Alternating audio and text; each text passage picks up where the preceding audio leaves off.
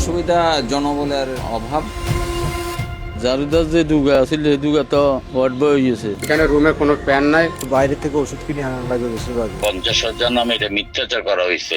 এতক্ষণ স্ক্রিনে যা দেখলেন এবং শুনলেন তা কোনো পরিত্যক্ত পোড়া বাড়ি কিংবা কোনো ভৌতিক সিনেমার দৃশ্য নয়। এটি 4.5 লক্ষ মানুষের একমাত্র ভরসা উপজেলার স্বাস্থ্য কমপ্লেক্সের বাস্তব চিত্র, যেখানে ভর দুপুরেও ঘুটঘুটে অন্ধকারে রোগীদের শেষ সম্বল হয়ে দাঁড়ায় হাতে থাকা মোবাইলের টর্চ লাইট। আমার বাচ্চাকে নিয়ে রামগঞ্জ উপজেলা স্বাস্থ্য কমপ্লেক্সে চিকিৎসার জন্য আসছিলাম সরকারি সেবা পাওয়ার জন্য। টিকিট কাউন্টারে গিয়ে আমি টোকেন পাচ্ছি না, পরবর্তীতে ওনারা বলছে টোকেন শেষ। 2004 সালে ঘোষণা দেওয়া হয়েছিল হাসপাতালটি 31 শয্যা থেকে 50 শয্যায় বাড়ানো হবে, কিন্তু 2 দশক পার হয়ে গেলেও সেই প্রশাসনিক অনুমোদনের কাগজ আর হাতে পায়নি হাসপাতাল কর্তৃপক্ষ। ফলে পুরনো 31 শয্যার জনবল দিয়েই কোনো মতে চালানো হচ্ছে 50 শয্যার বিশাল কাজ। আর এতে করে সাধারণ রোগীদের সেবা দিতে হাসপাতাল কর্তৃপক্ষকে রীতিমতো হিমশিম খেতে হচ্ছে। আমরা এখানে আজকে 3 দিন ভর্তি হয়েছি যে আমার ছেলেকে নিয়ে। এখানে রুমে কোনো ফ্যান নাই, গরমে খুব অসুস্থতা, আরো খুব রোগীর চেয়ে আমরা বেশি অসুস্থতা ভোগ করতে হচ্ছে। লক্ষ্মীপুরের রামগঞ্জ উপজেলার কেন এই করুণ অবস্থা? কারণ খুঁজতে গিয়ে কালের কণ্ঠ জানতে পারে জনবলের ভয়াবহ সংকটের কথা। নিয়ম অনুযায়ী যেখানে 50 জন নার্স থাকার কথা, সেখানে কাজ করছেন মাত্র 19 জন, আর 5 জন পরিচ্ছন্নতা কর্মীর জায়গায় আছেন মাত্র 1 জন। জারুদার যে দুগা আছিল সেই দুগা তো ওয়ার্ড বয় হয়ে গেছে। তো জারুদার নাম ওই ইয়ালই এমনি জারুদার ওই পয়সা দিয়ে আই কাজ করায় আর কি। সরকারিভাবে জারুদার আছে শুধু আমি একজন। একদিকে জনবলের ঘাটতি, অন্যদিকে রোগীর অতিরিক্ত চাপ, ফলে ওষুধ ও খাবারের তীব্র সংকটের অভিযোগ রোগীদের। নার্সদের মোটামুটি সেবা পাই, কিন্তু ডাক্তার সারাদিনে একবার আসে, যেমন সন্ধ্যা আসে আর সকালে একবার আসে, এর পরবর্তীতে আর আসা হয় না। আর আমাদের ওই যে বাথরুমে মূলত বেশিরভাগই আমাদের বাথরুমের সমস্যাটা, এত নোংরা পরিবেশ কোথাও মনে হয় বাংলাদেশের আমরা দেখি না, এত নোংরা। না পায় দুগা দেয়, সকালে একবেলা আর দুপুরবেলা একবেলা। বাইরে থেকে ওষুধ কিনে আনার লাগে বেশিরভাগ। হাসপাতালের কোনো ওষুধ দেয় না। জানা গেছে প্রতিদিন গড়ে 90 থেকে 100 জন রোগী ভর্তি থাকেন এই স্বাস্থ্য কমপ্লেক্সে, অথচ তাদের সেবা দিতে মাত্র 3 থেকে 4 জন নার্স 3 শিফটে দায়িত্ব পালন করেন। পরিমাণ নার্স দরকার, যে পরিমাণ আয়া ওয়ার্ড বয় বা সুইপার দরকার, সেটা আমরা পাই না। যার কারণে দেখা যায় যে আমরা এখানে এই যে গত মাসে আমাদের 123টা পর্যন্ত রোগী ভর্তি ছিল, এর অপোজিটে আমরা 3 থেকে 4 জন নার্স কাজ করছি। তাহলে 123টা রোগীকে যখন 4 জন নার্স সার্ভিস দিতে যায়, তখন কি হয়? সার্ভিসে একটা ব্যাঘাত ঘটে। একা হয়ে কি করে, 2 পাশে মহিলা পাশ, শিশু পাশ মিলে একটা পাশে আছে, এই পাশে পরিষ্কার, তারপর পুরুষ পাশে পরিষ্কার, এর ফাঁকে দিয়ে তার যে বেড দেওয়া, বেড তুলে, এই কাজগুলো করতে গিয়ে দেখা যায় বিভিন্ন ধরনের হ্যাজার্ডের মধ্যে পড়তে হয়। 200-র বেশি সার্ভিস ও ফিচারে লেনদেনের সব বিকাশ অ্যাপে সম্ভব। ল্যাব থেকে শুরু করে দাঁতের চিকিৎসা, সব জায়গাতেই যন্ত্রপাতির অভাব। বিশেষ করে দাঁতের চিকিৎসা সেবা দেওয়ার জন্য ব্যবহৃত চেয়ারটাও অনেক দিন ধরে অকেজো, ফলে নির্দিষ্ট সেবা থেকে বঞ্চিত হচ্ছেন সাধারণ মানুষ। এখানে আসার পর থেকে এই চেয়ারটা নষ্ট, মেনলি চেয়ারটা ফাংশন করে না এবং চেয়ারের লাইট নষ্ট। তারপর আমরা বেশ কয়েকবার আমাদের যে যন্ত্রপাতি ঠিক করার যে প্রতিষ্ঠান আছে নিমু, ওখানে আমরা বেশ কয়েকবার প্রায় 3 থেকে 4 বার চিঠি দিয়েছি। তো চিঠি দেওয়ার পরে তারা একজনকে পাঠিয়েছেন ঠিক করার জন্য। উনি ঠিক করে যাওয়ার পরেও এটা দেখা গেছে যে তারপরেও এটা পরবর্তীতে ফাংশন করছে না, এটাও আমরা তাদেরকে জানিয়েছি, কিন্তু পরবর্তীতে সেখান থেকে আর কোনো মেকানিক আসেনি। জনবল সংকটের পাশাপাশি হাসপাতালটিতে জেনারেটরের কোনো ব্যবস্থা নেই, ফলে লোডশেডিংয়ের কারণে প্রায় সেবাদানে চরম বিঘ্ন ঘটে। প্যাথোলজি ও নমুনা সংগ্রহ রুম একই স্থানে হওয়ায় রোগীদের যাতায়াতও বেশি থাকে এই কক্ষে, ফলে ধুলোবালিতে যন্ত্রপাতি ক্ষতিগ্রস্ত হচ্ছে বলে জানান সিনিয়র মেডিকেল টেকনোলজিস্ট।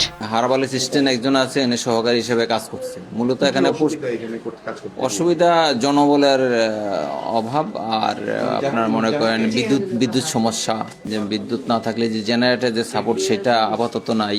ধুলাবালি জনগণের বা রুগীর অ্যাটেন্ডেন্সের যে ধুলাবালিটা, এটা মেশিন অনেক ক্ষতি করে। উপজেলা স্বাস্থ্য কমপ্লেক্সের আরো করুণ চিত্র ফুটে ওঠে হাসপাতালটির পরিসংখ্যানবিদ মোহাম্মদ গিয়াসউদ্দিনের কথায়।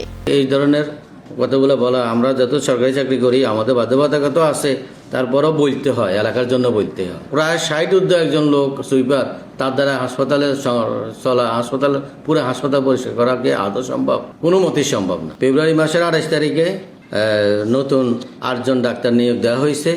ওনারা উপজেলা স্বাস্থ্য কমপ্লেক্সে যোগদান করেছে, কিন্তু দুর্ভাগ্যের বিষয় হলো ইউনিয়ন পর্যায়ে 10 জন ডাক্তারের জায়গায় মাত্র 2 জন ইউনিয়ন পর্যায়ে ডাক্তার আছে, বাকি 8টা ইউনিয়নের সাব সেন্টারগুলো খালি আছে। একজন ডাক্তারকে যে এক গ্লাস পানি দিবে, ওই রুমটা ঝাড়ু দিবে, এই ধরনের লোকও ইউনিয়ন পর্যায়ে নিয়োগ প্রক্রিয়া রাখেনি। এই পরিসংখ্যানবিদ আরও বলেন, বর্তমানে হাসপাতালটির 31 শয্যার জনবলি সংকট, 50 শয্যার তো দূরে থাক।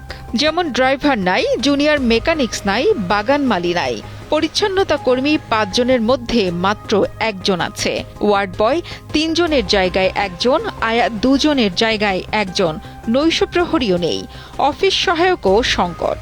মোট কথা, হাসপাতালটি পরিষ্কার রাখার কথা যাদের, ওই সাইটটাই আসলে কেউ নেই। 50,000 বিশিষ্ট হাসপাতালের পথ সৃজনের প্রস্তাব জন্য আবার শুরু হয়। পথ সৃজনের প্রস্তাবনা আমরা পাঠাই। সেই পথ সৃজন আলোকে আমাদের উপজেলা স্বাস্থ্য কমপ্লেক্সে 35 জন চিকিৎসক থাকার কথা। সেখানে যে প্রশাসনিক অনুমোদন না পাওয়াতে আমরা 35 জন চিকিৎসক পাইনি।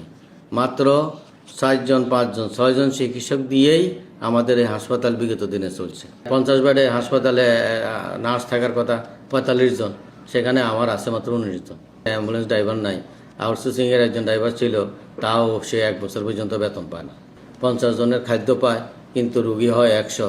তখন দেখা যায় খাদ্য সংকটে অনেকে রুগীরা বলে যে আমাদেরকে খাওয়া দেয় না, কিন্তু খাওয়া দিব কীভাবে? সে তো 50 জনের মাত্র খাওয়া পায়, সে কিভাবে 100 লোকের খাওয়া দিবে? তবে আশার কথা শোনালেন হাসপাতালটির বর্তমান স্বাস্থ্য কর্মকর্তা। তিনি বলেন, সংসদ সদস্য শাহাদাত হোসেন সেলিম দায়িত্ব নেওয়ার পর থেকেই এই সমস্যাগুলোর সমাধানে বেশ দৌড়ঝাঁপ করছেন। এমনকি স্বাস্থ্যমন্ত্রী বরাবর একটি আধা সরকারি চিঠিও পাঠিয়েছেন তিনি। প্রথম দেখলাম জনবল সংকট আর কি, তো এই জিনিসটা আমি মাননীয় এমপি মহোদয় জনাব শাহাদাত সেলিম স্যারকে জানাইছি। স্যার জানার পরে সাথে সাথে এই ব্যাপারে তৎপর হয়ে গেছেন, এবং স্যারে গত 16/4/2026 তারিখে স্বাস্থ্যমন্ত্রী মহোদয় বরাবর একটা আবেদন দিয়েছিলেন, এবং উনি সচিবকে দিয়ে জিনিসটা লেখাও নিয়েছেন যে আবেদনটি বিবেচনা করুন। মন্ত্রী মহোদয় এইভাবেই সচিব মহোদয়কে নির্দেশনা দিয়েছেন। এদিকে শয্যা ও জনবল সংকট নিয়ে জেলা সিভিল সার্জনের সাথে মুঠোফোনে যোগাযোগ করলে তিনি সংকট নেই বলে এড়িয়ে যান।